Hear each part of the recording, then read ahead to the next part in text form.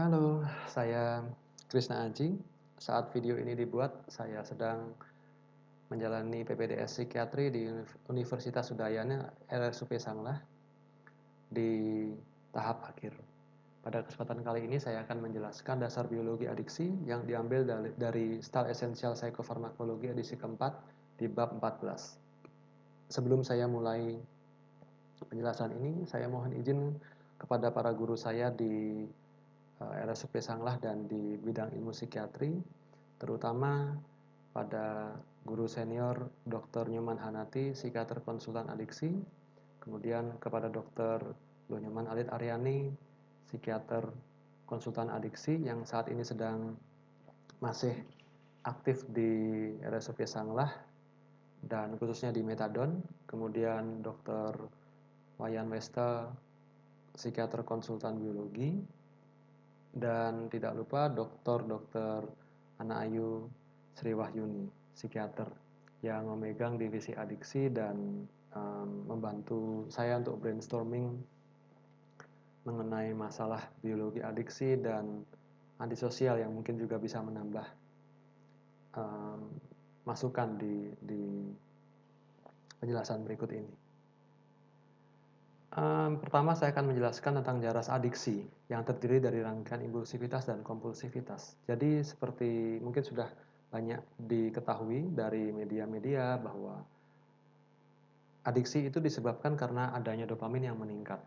Tetapi di mana yang meningkat, apa yang terjadi pada saat itu akan dijelaskan lebih detail walaupun tidak terlalu detail untuk kalangan peneliti. Tapi mungkin bisa cukup untuk kalangan klinisi. Di sini saya akan menjelaskan jaras impulsivitas dan kompulsivitas yang sangat berperan pada jaras adiksi. Jaras impulsivitas terdiri dari striatum ventral di sini, kemudian ketalamus, kemudian anterior cingulate cortex atau ventromedial prefrontal cortex. Tulisan di sini agak salah, belum saya perbaiki. Harusnya FMPFC, ventromedial prefrontal cortex. Kemudian kembali lagi ke striatum ventral. Ketika ada peningkatan dopamin di area impulsivitas yang lebih tinggi dibandingkan dengan dopamin yang biasa diproduksi oleh otak dan tubuh, maka akan terjadi sistem reward.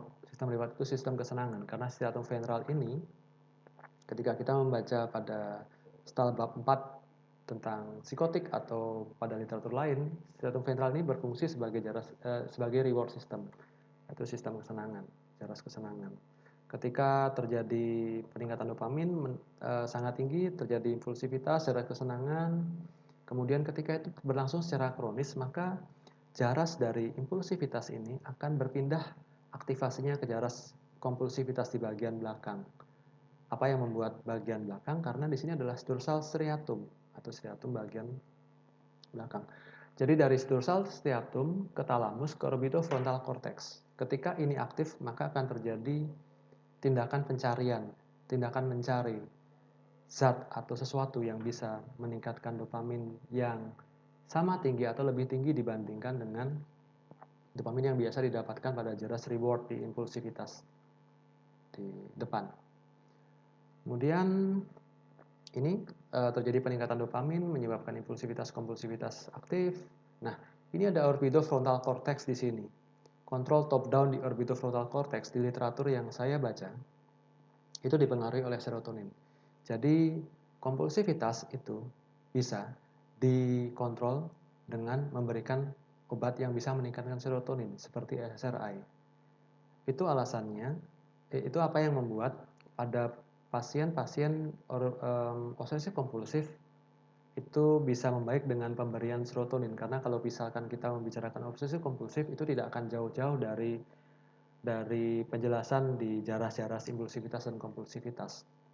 Dan pada kondisi klinis di metadon, saya beberapa kali melihat guru saya, Dr. Alit Aryani, psikiater konsultan adiksi, memberikan obat yang dapat meningkatkan serotonin untuk mengurangi kompulsivitasnya atau tindakan pencarian dari zat yang bisa meningkatkan dopamin, zat atau sesuatu yang bisa meningkatkan dopamin tersebut. Kemudian saya akan menjelaskan dasar biologi adiksi berdasarkan jenis zatnya. Ini terbatas pada apa yang sudah ditulis di bab 14 TAL. Yang tidak tercangkup di sini adalah internet dan game atau judi. Tapi ketika kita mau belajar mengenai internet, judi atau gaming, itu logikanya akan tetap sama seperti di jaras adiksi, impulsivitas, dan kompulsivitas. Karena internet, game, judi, dan sesuatu yang bisa meningkatkan dopamin secara besar dan tinggi dapat menyebabkan adiksi. Yang pertama adalah stimulan. Jadi premisnya adalah segala obat yang dapat meningkatkan dopamin secara besar dapat digolongkan ke dalam stimulan. Misalkan metilfenidat atau nama dagangnya adalah prohiper, amfetamin, dan kokain. Amfetamin dan kokain itu mungkin sering kita dengar di media, merupakan salah satu jenis psikotropika, zat-zat adiksi. Nah, kemudian untuk metilfenidat itu adalah zat yang biasa kita gunakan di dunia medis. Biasanya dipakai pada pasien ADHD. Apa yang membuat obat yang dapat meningkatkan dopamin? Kalau metilfenidat ini bisa meningkatkan dopamin dan norepinefrin dengan cara memblok transporter dari dopamin dan transporter dari norepinefrin. Apa yang membuat ketika dopamin sama norepinefrin itu ditingkatkan malah bisa menyembuhkan ADHD? Karena pada pasien ADHD itu ternyata terdapat penurunan fungsi dari dopamin dan norepinefrin. Tetapi biasanya ini disalahgunakan sebagai substans adiksi, metilfenidat ini. Kemudian yang berikutnya adalah nikotin. Jadi ini adalah reseptor nikotin. Jadi ketika reseptor ini tertempel oleh nikotin, maka channelnya akan membuka. Ketika channelnya membuka, maka kalsium akan bisa masuk ke dalam sel. Kemudian ketika kalsium bisa masuk ke dalam sel, maka neuron itu akan aktif. Masalahnya adalah aktivasi neuron tersebut bermasalah ketika dia menjalar ke jaras-jaras berikutnya yang akan dijelaskan pada slide berikutnya. Subtipenya sendiri ada dua, alfa 4 beta 2 dan subtipe alfa 7. Untuk nikotin sendiri, di sini ada yang di lingkaran merah ini ada 3 ya. Lingkaran merah yang pertama, ini adalah reseptor nikotinik alfa 7. Jadi ketika reseptor nikotinik ini tertempel oleh nikotin, maka neuron glutamat di sini akan aktif. Neuron glutamat, kemudian ini alfa 7 ini ada di neuron glutamat, ketempelan nikotin dia akan aktif. Ketika aktif, neuron glutamat ini akan memproduksi glutamat, vesikelnya akan pecah, kemudian glutamatnya akan keluar dan menempel ke neuron dopamin. Ketika dia menempel di neuron dopamin, maka dopamin di arah striatum ventral akan terproduksi. Ketika ini muncul dan timbul di striatum ventral, maka reward system akan aktif, impulsivitas aktif, kompulsivitas aktif. Ketika itu dilakukan secara terus-menerus, adiksi terjadi. Hal yang sama terjadi pada nikotinik di neuron dopamin ini. Jadi ketika nikotinik di sini tertempel oleh nikotin, maka neuron dopamin di sini akan aktif sehingga dopamin ke arah striatum ventral akan aktif juga. Ketika ini aktif, maka reward akan terjadi dan impulsivitas dan kompulsivitas akan terjadi. Nah, adiksi pada akhirnya akan terjadi. Kemudian selain ini adalah logika eksitasi. Kemudian ternyata ada juga variabel inhibisinya di sini, yaitu di sini. Ini adalah neuron GABA, interneuron GABA. Kemudian di interneuron GABA ini ada reseptor nikotin. Nah, reseptor nikotin ini ketika tertempel oleh nikotin, maka akan membuat neuron GABA aktif. Sehingga ketika neuron GABA aktif, maka neuron GABA akan memproduksi GABA dan GABA tersebut akan menempel di neuron dopamin. Ketika neuron dopamin ketempelan GABA, maka produksi dopamin di striatum ventral akan terhambat. Nah, inhibisi ini juga bisa menyebabkan inhibisi karena dan mengurangi cemas, karena ketika kita membicarakan cemas itu sendiri, kan cemas kalau misalkan kita ngomong di STAL itu ada jaras fear dan worry. Di jaras worry itu sendiri kan ada jaras CSTC, kortiko-striatotalamo-kortikal. Di situ bermain juga dopamin. Ketika dopaminnya meningkat, dia akan cemas. Ketika dopaminnya bisa terkontrol, maka kecemasan akan hilang. sehingga dopamin yang menurun akibat dari GABA yang menempel ke dopamin neuron ini akan menyebabkan kecemasan itu mereda. Itu inhibisinya, itu faktor inhibisinya. Ini penjelasannya subtipe alfa beta 2, alfa 4 beta 2 aktivasi GABA, subtipe alfa 4 beta 2 juga ada di VTA, produksi dopamin meningkat. Alfa 7 juga dijelaskan di sini, bisa dibaca. Kemudian ini adalah alkohol.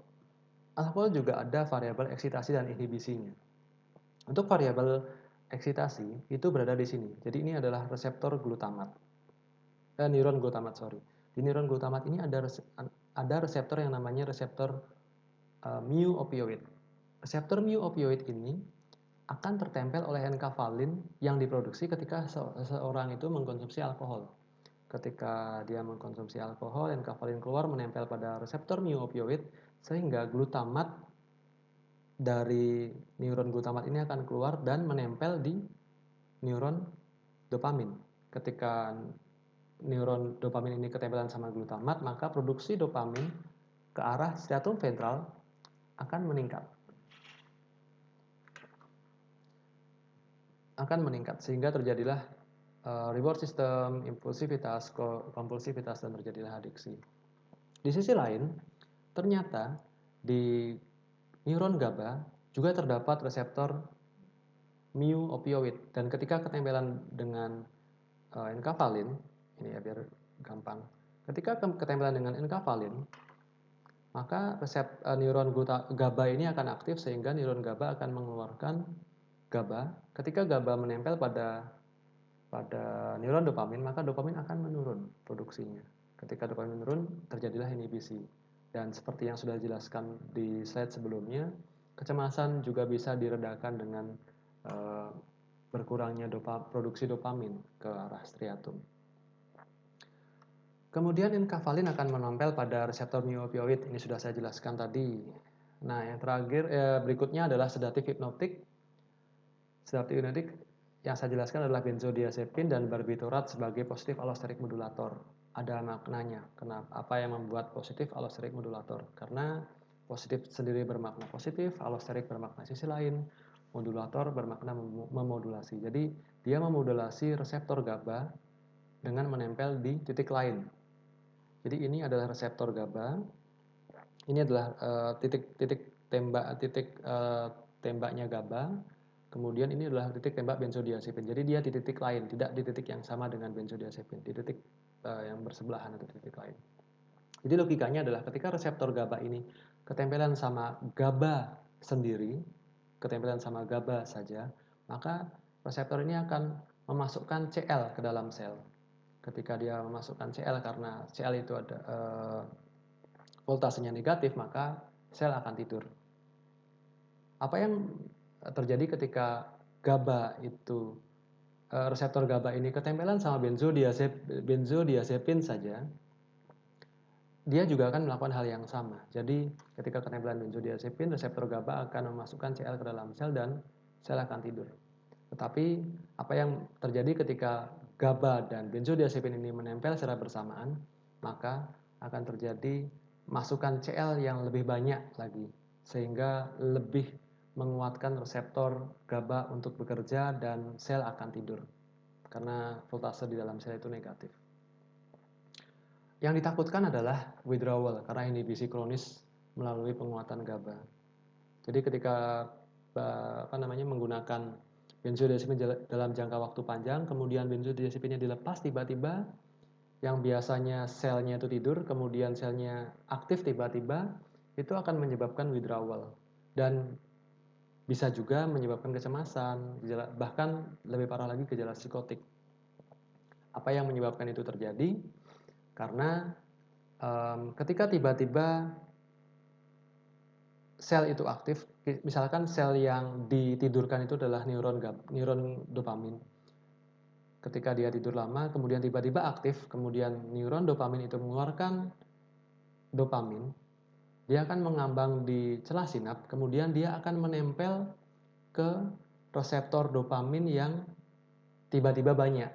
Apa yang membuat reseptor dopamin itu banyak? Karena reseptor dopamin ini memperbanyak diri karena sebelumnya dia menganggap bahwa dopamin saya kurang.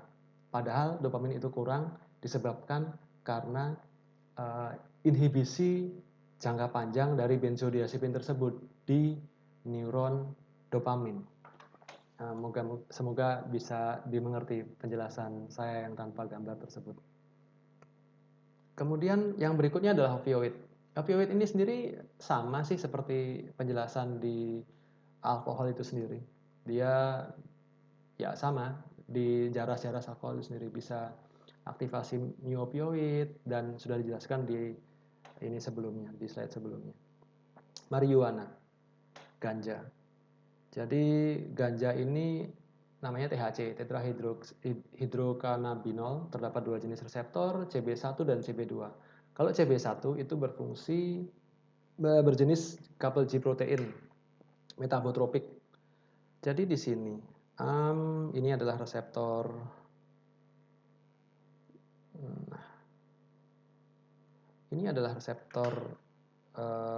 CB1 dan CB1.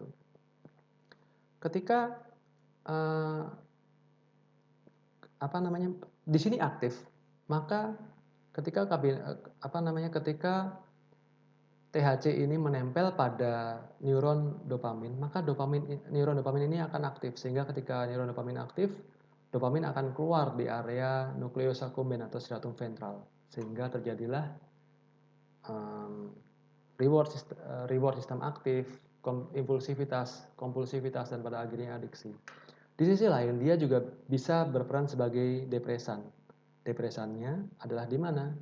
Karena ternyata dia melewati jaras GABA dulu di sini. Jadi seperti yang setelah jelaskan sebelumnya, ternyata dia mengaktifasi neuron GABA, sehingga GABA-nya ini banyak keluar, diproduksi oleh neuron GABA, dan neurotransmitter GABA itulah yang menempel pada dopamin. Ketika GABA menempel pada dopamin, maka produksi dopamin ke arah striatum ventral atau nucleus accumbens akan terhambat, sehingga itu akan menyebabkan depresan. Seperti yang sudah dijelaskan pada slide sebelumnya. Ini adalah halusinogen. Paling sering disebutkan adalah kerja pada antagonis 5-HT2A. Jadi ketika kita ternyata pada beberapa literatur dikatakan bahwa ketika 5-HT2A ini diaktifasi secara besar-besaran, maka akan terjadi halusinasi. Kemudian desensitisasi dari reseptor 5-HT2A itu juga dihipotesakan sebagai dasar dari toleransi klinis dan farmakologis. Ada psikodelik, ada psikotomimetik. Kalau psikodelik itu kesadaran sensori, pikiran mengembang, pengalaman religius singkat. Kalau psikotomimetik itu menyerupai psikotik, ya, halusinasi, segala macam gejala positif, seperti itu. Ada dua kelas utama. Kelas pertama adalah agen yang menyerupai serotonin, inulin alkalin, LSD, psikolibin, DMT. Dan kelas kedua adalah agen yang menyerupai norepinefrin dan dopamin agonis transporter. Jadi dia bisa meningkatkan dopamin dan bisa meningkatkan norepinefrin dengan memblok di transporternya. Ketika yang kedua ini efeknya akan lebih besar karena dopamin sedikit dinaikkan, sehingga dopamin akan menyebabkan jaras reward aktif, impulsivitas aktif, kompulsivitas aktif, dan akhirnya adiksi yang kuat. Nah, ini adalah gambaran singkat mengenai apa yang terjadi. Intinya sih sebenarnya cuma peningkatan dopamin, tapi ini ada jarasnya: nikotin, stimulan, tetrahidroksykabinoid, opioid, halusinogen, alkohol. Kalau stimulan, inhibitor DAT, NET, 5-HTT, ini yang sudah saya jelaskan tadi, ada metilfenidat, amfetamin dan teman-temannya. Kalau THC, reseptor kabinoid, opioid, reseptor mu opioid, sama seperti alkohol di sini.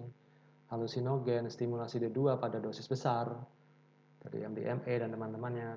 Dan nikotin, reseptor nikotinik, maaf nih saya salah tulis, ada alfa 4 beta 2 dan alfa 7. Itu pada akhirnya akan meningkatkan dopamin. Peningkatan dopamin akan mengaktifasi jaras reward.